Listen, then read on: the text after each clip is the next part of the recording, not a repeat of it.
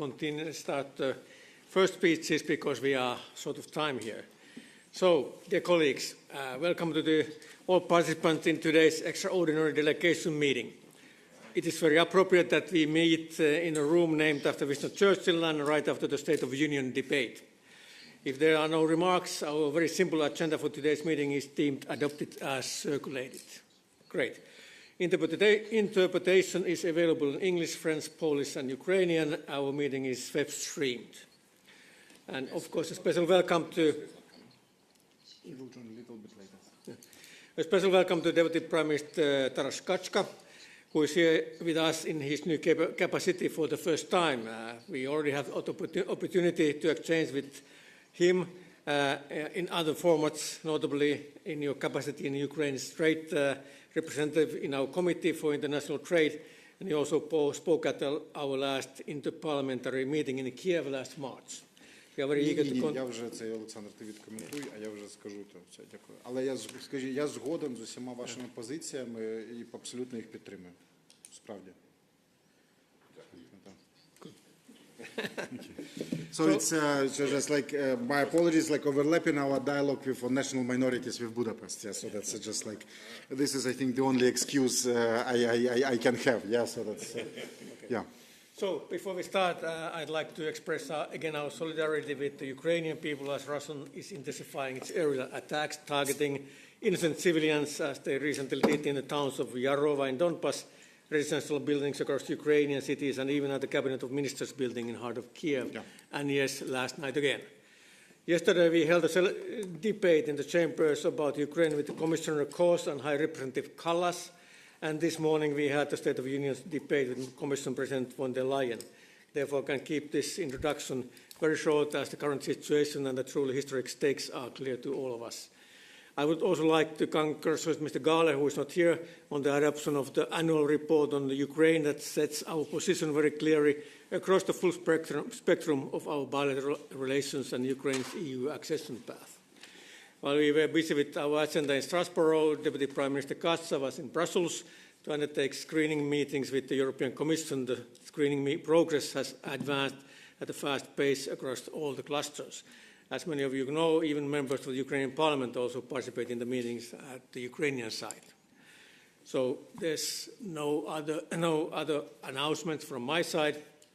So let's go to the point 3, exchange of views, Mr. Taras Kachka, for Deputy Prime Minister for European and Euro-Atlantic integration of Ukraine.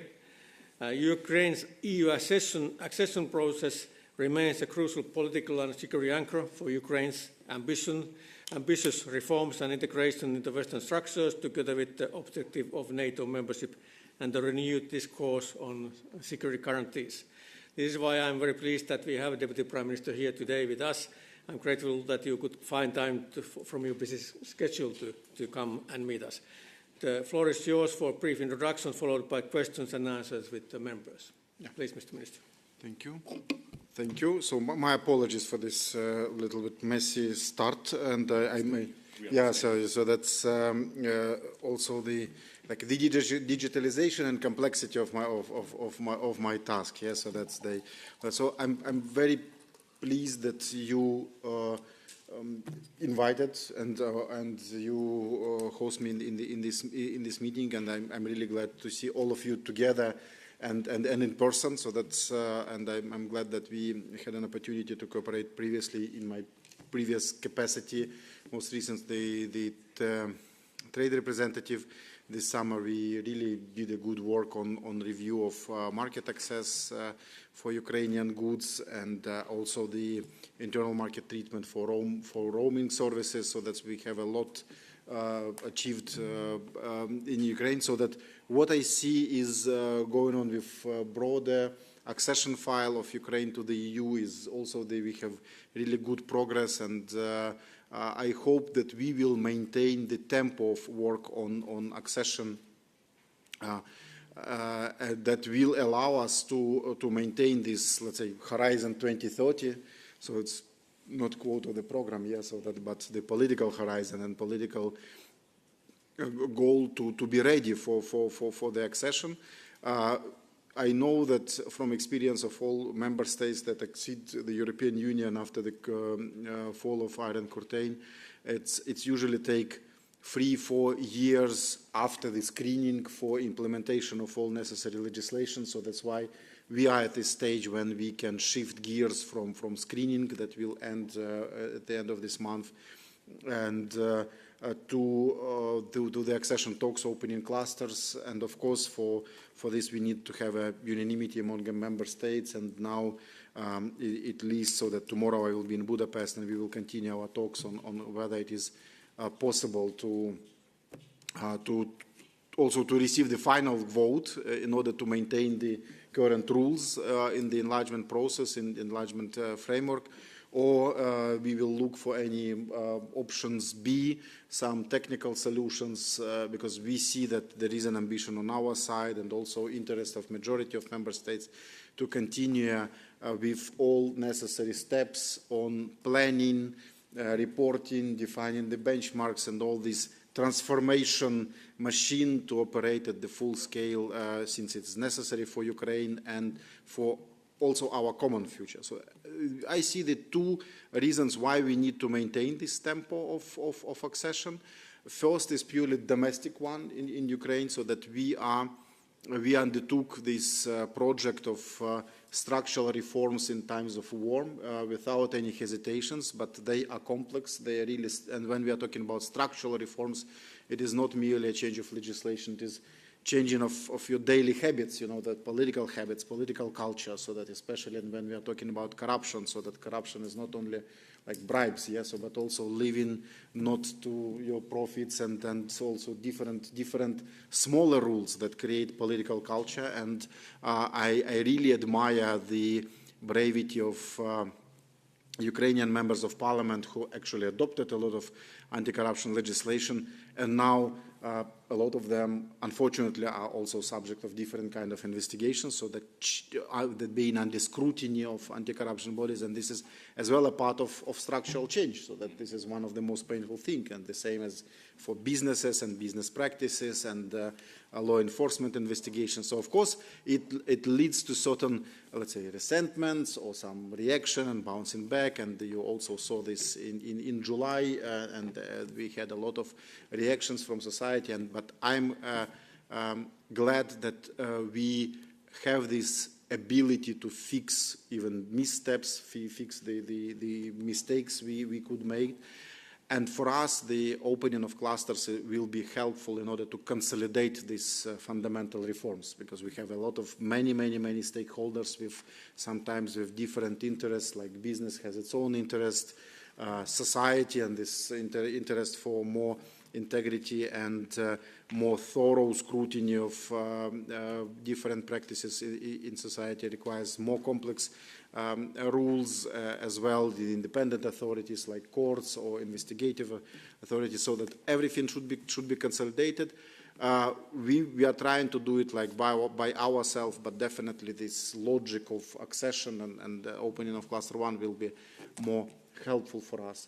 As well, the maintaining the tempo of accession is has a security implication, so that today it was mentioned by Commission President about the reunification of Europe again, so there's a completing this exercise of unification of Europe, and that Europe must defend itself as well. So that's why even if enlargement process is, let's say, de facto quite far from defense agenda we have between Ukraine and the European Union, it is still very fundamental element for building common future together, and also bringing more clarity to the world that Europe is united together with Ukraine and Moldova and Western Balkans, and that we are not actually treat this as a competition, but rather as like a completion of big European projects. And you know that now we have more member states in the European Union, so the bigger share of states joined the European Union after the fall of Iron Curtain, and we believe that now this Russian aggression just like remind us that Europe was divided after the Second World War, and this unification was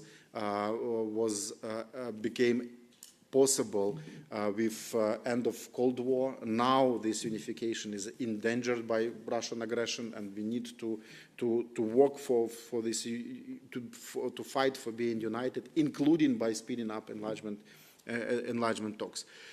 We really rely on the European Union as our core and anchor supporter in many dimensions.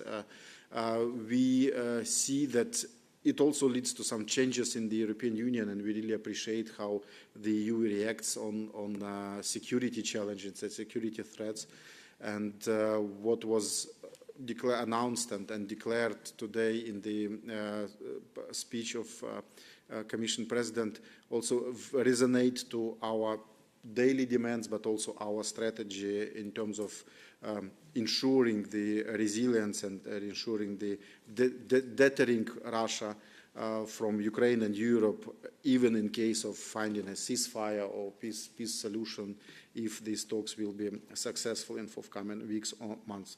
So I really appreciate your support, what you are doing in political dimension and technical dimension, financial supports of all member states. Now, after 3.5 years of war, we see that all these measures are, let's say, complemented each other into very big projects that will actually drive all of us into the future that is better for all of us. Thank you. Well, thank you, Deputy Prime Minister, for these words. And now we have a time for some questions and answers session. We have both of our vice chairs, Mr. Brandstetter and Somendal, here. We have also Karen Galsbrum, who is the vice chair of the Committee of International Trade, has worked very much on the Ukrainian issue. And we have also Sergei Lagodinsky, who is our co-president of the Euronest Parliamentary Assembly, and also present. But let's start with Mr. Austrevicius, who is always very active on Ukraine and Ukraine support. So please, Petras. Thank you, Chair. Dear Taras, once again, congratulations on your appointment. Looking forward with the new energy and your knowledge, pushing forward Ukraine's integration and having good interaction with the European Parliament in particular. I'll be very precise, Taras. Over the first and second quarter of this year, the Verkhovna Rada had some 10 amendments, major amendments, laws to be changed and to be approved. Not everything went well. 1.6 billion from the EU-Ukraine facility was on hold and is on hold. So how you see this process of integration, because it's not just the political statements, it's sometimes very precise, very concrete actions, amendments. It's a part of the accession, legislative part of the accession, let's say, harmonization of the law. How you see this going on? And could you be more precise on, let's say, can we count still on kind of informal European coalition between ruling and opposition parties in Verkhovna Rada? How you see this cooperation advancing? And what can be done from our side once we meet our colleagues from Verkhovna Rada? Thank you. And thank you, and I'm sure that everybody appreciates very short and precise questions. That was a mouthful, but Mr. Prime Minister, please. Okay, so that we follow this question-answer, yes? Yes. Okay, good. Thank you for your questions, and thank you for your direct jump into the complex questions. Yes, so that's also like a signal of our friendship and openness. Yeah. I will reply you in very candid manner, even despite the fact that we are web streamed. Yes, so that's we follow some delays in adoption of laws on the Ukraine facility. So that thank you for you put it this very correctly that we have 1.6 billion like put on hold. So that's we are not going to actually to lose this opportunity and your precious support, financial support to Ukraine for any political debate. I also personally involved in understanding, so that in resolving this problem, and we have clear understanding that all of the draft laws that have been delayed or failed, unfortunately, have been, let's say, to a certain extent abused by initiator, including my fellow ministers in the cabinet, with adding to the scope of these measures something more broader. So that with very good faith and goodwill, so that's saying that we can resolve the complex question once we have this opportunity, even if the indicator under Ukraine facility requires small legislative action. But as you know, here in the European Parliament, something better can be, there's a worst solution for something that is good. Yeah? So that's why we will back to the to reality, and we will do exactly what is required, and we see no political problems with adoption of all these measures. So that's one thing. On opposition, we are trying to engage all political parties in Ukrainian Parliament to participate in the decision-making process. Unfortunately, I think not unfortunately, it's the bad word. But Ukrainian Parliament today is a very unique one, because it is the longest parliament, so that serves with no elections due to martial law, of course. And I think that it also implies the certain, let's say, interest that drives political parties that have this habit of very, let's say, scheduled, yeah, so that elections. But I think that our task for the forthcoming months is unite and to explain that our common interest is to be united and combined. And you see as well that we also invest into openness of democratic institutions, so that starting off from next week, yeah, so that the parliament meetings will be transmitted to the general public. It will be easier to understand and to follow the statements and justifications for voting or non-voting by different political parties, and it will be easier also to make assessment for you. Yeah, thank you. Thank you, and let's take two questions now. First, Ms. Ferenc, and then Mr. Sovendal. Thank you very much, Chair. Dear Deputy Prime Minister, welcome here in the European Parliament, and let me congratulate you on your appointment. So you know that I'm here representing Hungary, a Hungarian delegation, and originally I was born in the western part of Ukraine, Transcarpathia, so this issue, the Hungarian minority in Transcarpathia and Ukraine, is very, very close to my heart. And I hope that we can work together effectively on the Hungarian-Ukrainian dialogue. Also, some progress has been made, including today's meeting of the Hungarian-Ukrainian Joint Committee, which is happening parallel to this meeting on the protection of the rights of national minorities. The community is still unable to enjoy all the rights to which they are entitled. Last weekend, I have visited Transcarpathia, where I have met representatives of the Hungarian community and also local officials of Transcarpathia.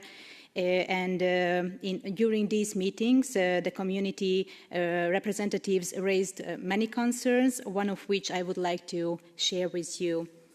In Ukraine, the exercise of minority language rights currently depends on two factors. First, it depends on the proportion of the national minority that has traditionally lived in a certain settlement, and the second is the approval of this right by the local government. In practice, however, having the required percentage of the minority population does not automatically guarantee the right of the use of the language, as local authorities often do not encourage sufficiently or enough the minority language use for various reasons.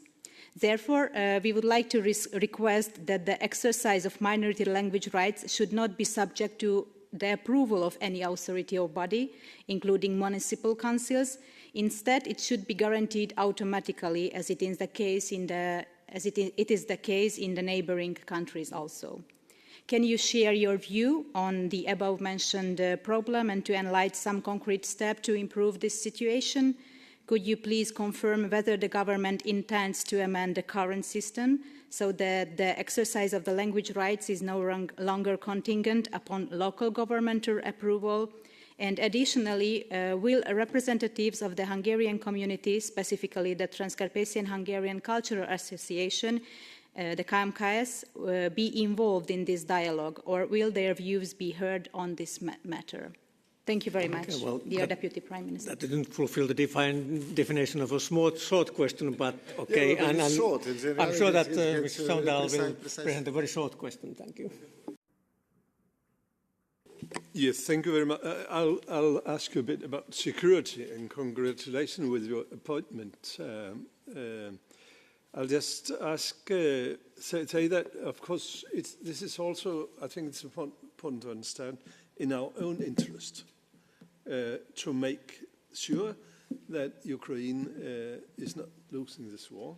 I mean, that's our security guarantee as well. Could you say a bit about the capacity in Ukraine to produce weapons? When I was the last, the message was that what was needed was finance, money. Because if the money was there, you would be able to, I think they told us, double the production. And could you say, you heard, I think, Ursula von der Leyen's speech today as well, the president, she promised more money. Could you say a bit how big gap is that filling out? And how do you see the possibilities for Europe to increase the money so much that you could use your capacity? And I think we should also say to Europeans who say, but it takes time. No, it does not take time. It's very quickly to send money to Ukraine. Thank you. Please. Yeah. Thank you for your question. So thank you for your question, Mr. Ferenc, that on minority rights. So that the question you raised is exactly one of 11 points that we are discussing with now, literally now. So that was this was the video call that I've been on when I entered this room, and I really appreciate that Ministry of Foreign Affairs of Hungary and Ukrainian government and delegations are talking all these 11 points. We have some legislative solution for this, including this question. So, and this is our task to find how it could be resolved.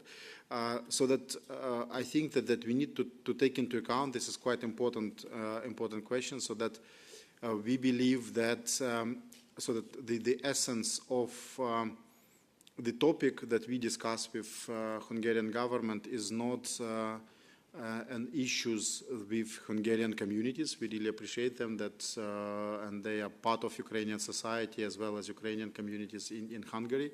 So here we have very good neighborhood relations, and then the also multicultural societies, especially in Transcarpathia region, but in other regions of Ukraine as well, including Kyiv, that is multinational with a lot of minorities. So we see no bad intents in terms of the composition of the decentralization reform that led to the rules that you quote.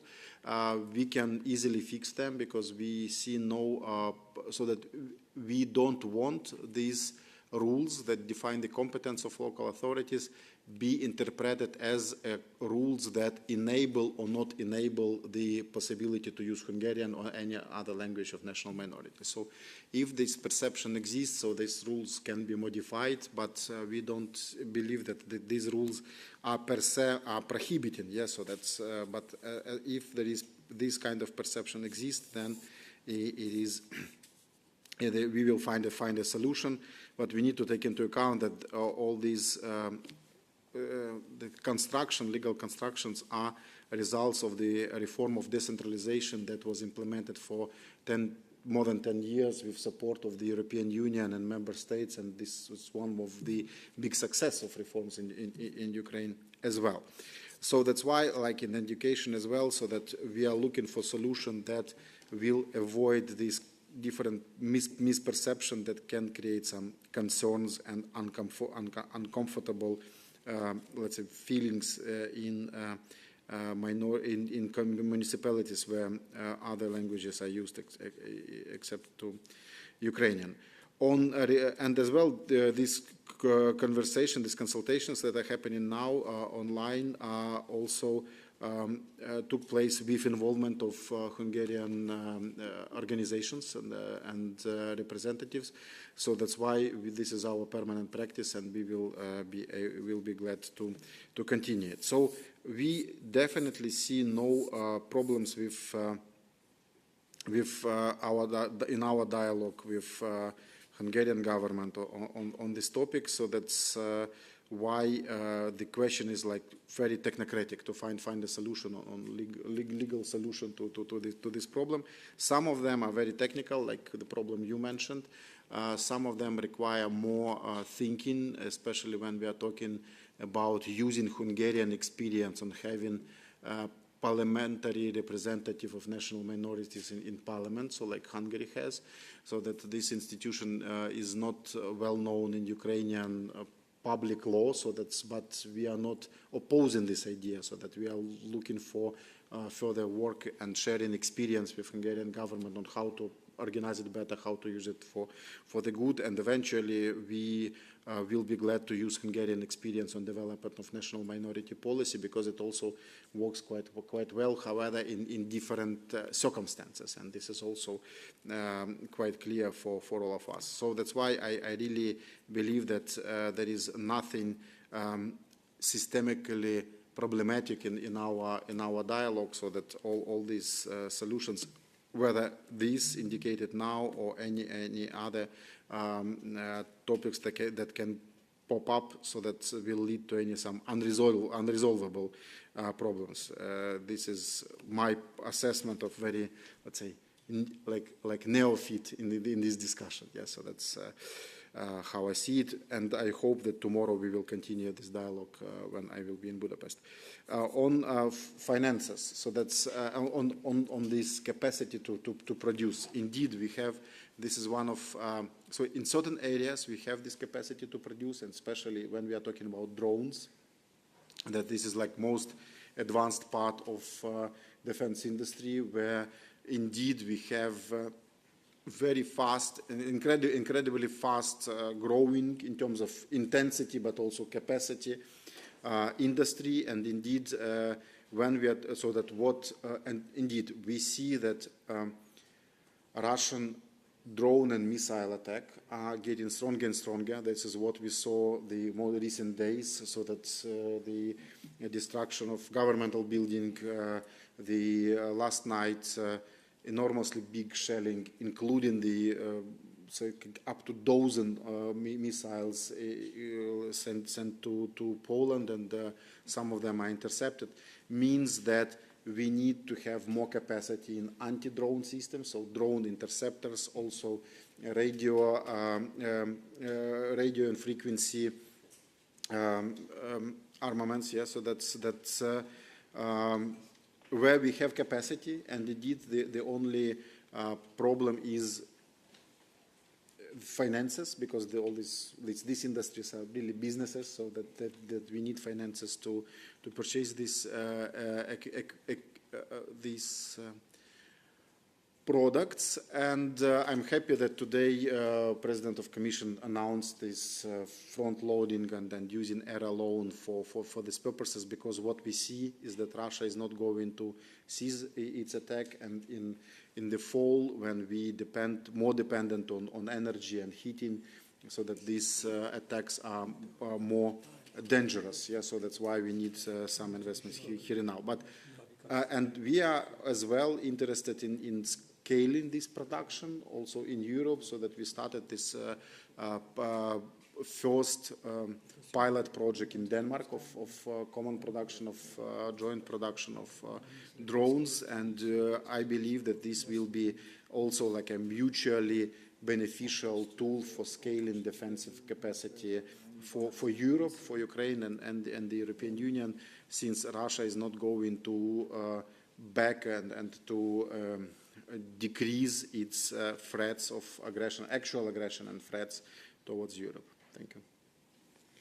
Thank you. And we are running out of time, so let's take all the rest 4 questions in one row. And again, please, short and one question if possible. So let's start first Mr. Brandstetter, then Mr. Ladokinski, then Mrs. Karlsbro, and finally Mr. Sömdahl. Thank you very much. Congratulations, Prime Minister, and I'm hopeful that we have good cooperation. One question about disinformation. We have a commission here in the Parliament, Democracy Shield, so to fight Russian, especially Russian disinformation. So my question is, what kind of Russian disinformation which they spread here you think is very bad also for Ukraine and for the image of Ukraine? And is there also, how are the Russians working in Ukraine with disinformation and with fake news? Thank you. All one sitting, and then Mr. Lagodinsky. Thank you so much, Minister. It's a great meeting you in your new capacity, and welcome here. As a chair of Euronest, I'm sure I don't have to explain to you. Euronest is a parliamentary assembly of 5 countries, which include Ukraine. When we talked, when I visited Kiev, and we talked to Vice Minister of Foreign Affairs, Perebinis, and to Mr. Zhovko, one thing I made very clear, and I hope very much that we can talk about this. Ukraine is being perceived now, and it perceived itself, of course, from the prism of self-defense and us trying to galvanize us to support Ukraine.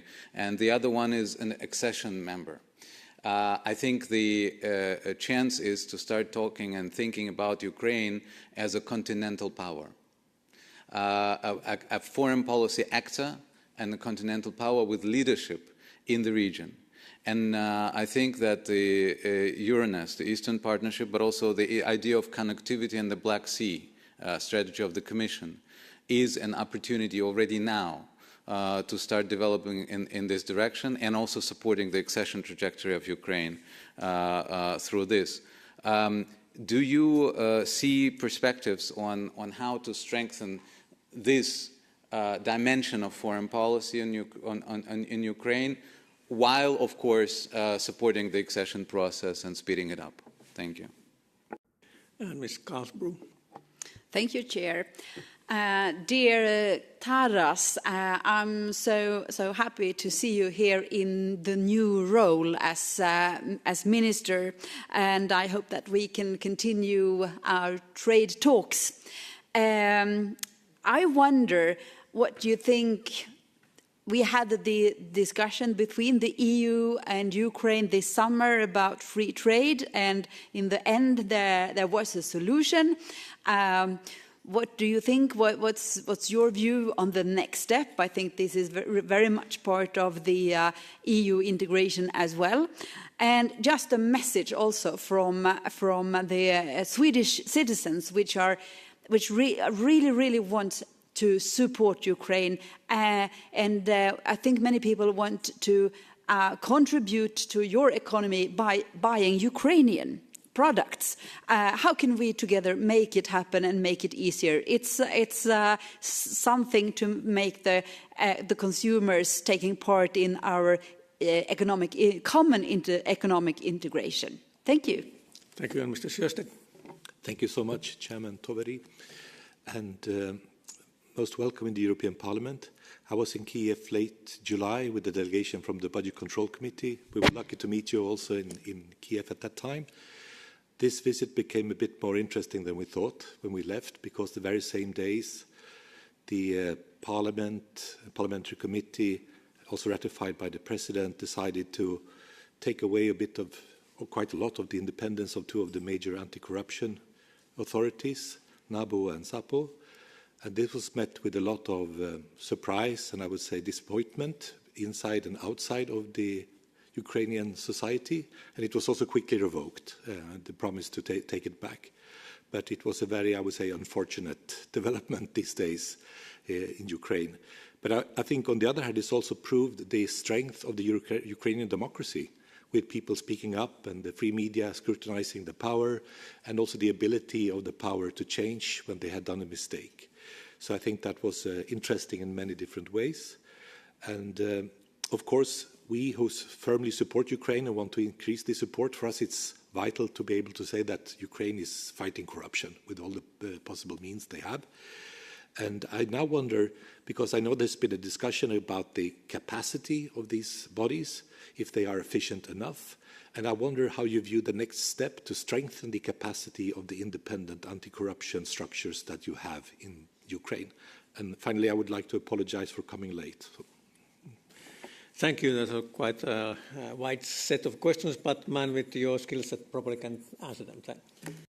This is my worst habit. I cannot reply in short sentences.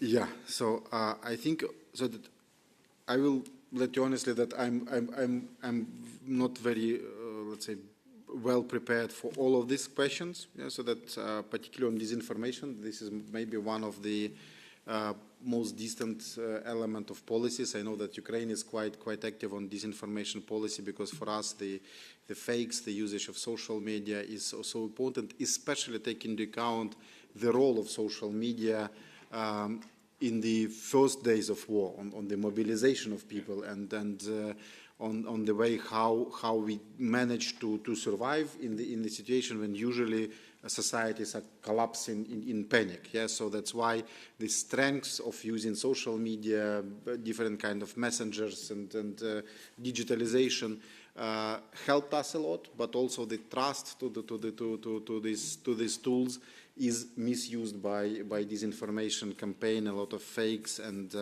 other stuff. So that's why we treat this extremely serious and especially taking into account that those who are defending disinformation always try to use the freedom of expression as a shield for actually misleading society and leading to a lot of problems. But I think that to be active and in bringing the facts, truth, and convincing people is also one of the tasks of every government. And I'm glad that we have really capable leader in this, and so that our president is really champion of communicating to general audience. So that's why I think this is something really that we need to use this kind of talents for proper information to bring truth to people. And of course, I think that the editorial skills and working with platforms, what we are doing with global platforms on removing the untrue and fake content is also something absolutely necessary. So that's this is clear. Unfortunately, I cannot develop this topic more, but it means so that on the question on the being an actor, I think that this is pros and cons on this. Definitely, Ukraine's experience in security is necessary for all Europe. So that's why for us our army is an cornerstone of security guarantee for Ukraine in case of ceasefire or peace, but also a security guarantee for all continent, because we see that Russia actually tried to spread its aggression to other states and member states of the European Union, like last night with Poland. But at the same time, we definitely want to build this strength together with the European Union. For us, it's important to be united and important not to be alone. And that's why this consolidation of position that we saw after the meeting in Alaska with all member states and European institutions involved was something incredible, and also something that actually led to clear presentation that we are united, that we are together in promoting our vision of the peaceful peace solution.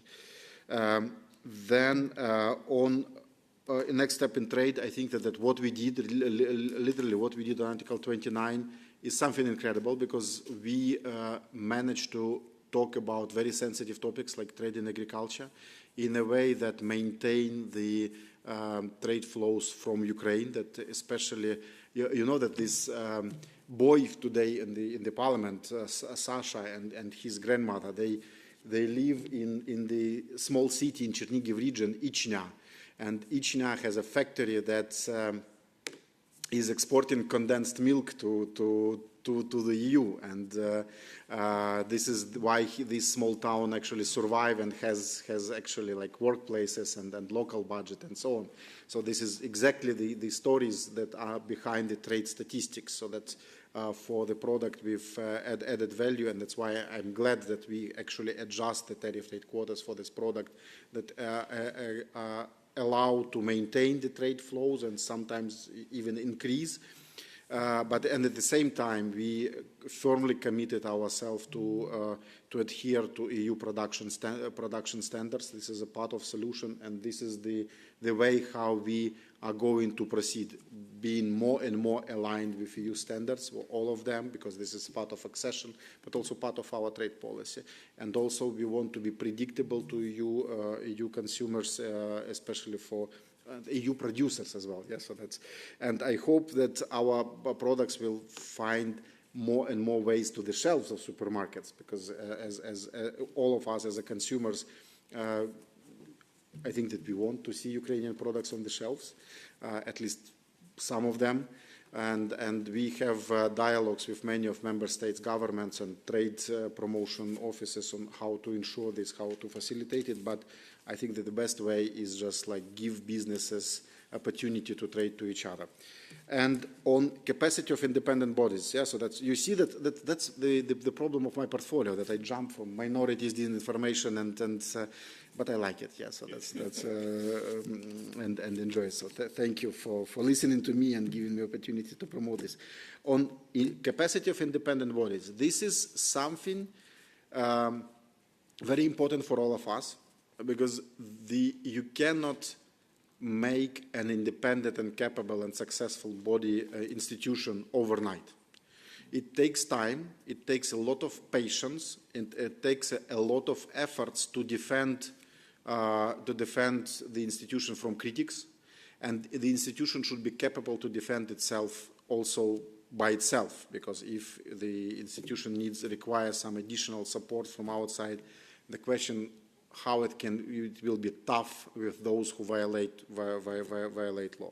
And this is what we witness in Ukraine, and that's why I call it the structural reform.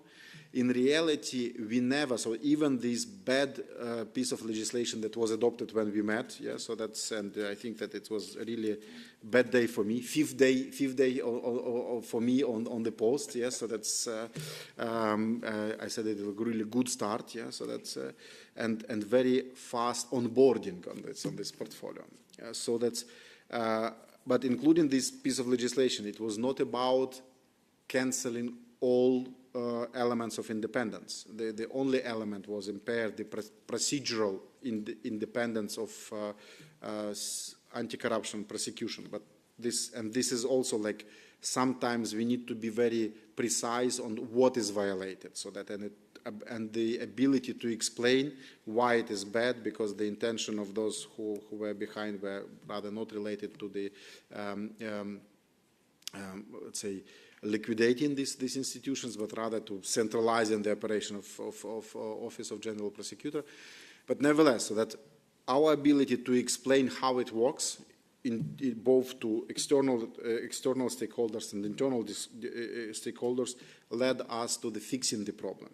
And now it's time to understand what is the key challenge for both for NABU and SAPO, so that I'm in dialogue with them, and I really believe and wish them good luck, despite the fact that I am part of their KPI, because they need to investigate all top officials. So that's you know, that's it's a part of this game, or part of the structural change.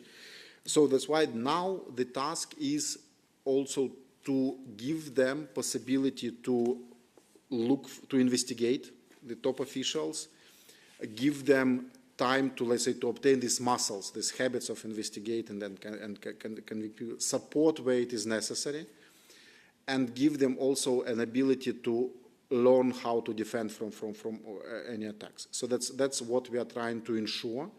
This is not a matter of any further legislative amendments. There are some that were proposed in our roadmap on rule of law, but this is about the actual year or 18 months of really ensuring that these institutions are capable to deliver on what is expected from them.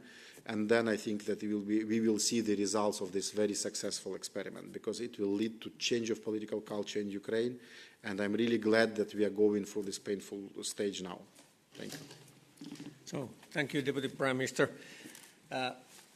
We all know that Europe is not safe before Ukraine is safe, and Ukraine's steps to Ukrainians' safety are EU membership and later NATO membership.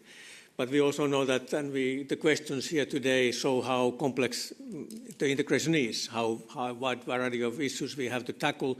And it's very important that we have this possibility to have this kind of dialogue and talk about things, even difficult things like minority rights in Ukraine or corruption and what, and then we can learn each other and help each other to tackle these problems. Whatever is one thing is sure, the Ukrainian... Can I disagree with you? Okay. Yeah. So I think that I disagree with you in one thing. So all of these questions you ask me are not difficult, so that they absolutely rational and normal, yes, to tackle. The difficult question is how to defend ourselves from Russia and how to deter Russia from attack. And this is the only problem that we are not yet resolved. Everything else is something like policy making. This is not something political. So the choice is already made, and our task is just to fix all these things, and it will take time because the list is endless, but none of these questions are difficult. Well, friends can disagree. Thank you for being here. We are greatly inspired by your resilience, determination and courage, and you will have our back. We will support, and this Parliament will support Ukrainians' way to the EU integration, and hopefully we can have in the coming weeks clear improvements and substantial progress, especially in the fundamental cluster. Thank you for being here today. Thank you very much. Thank you. And this is last of the business. Thank you for being here.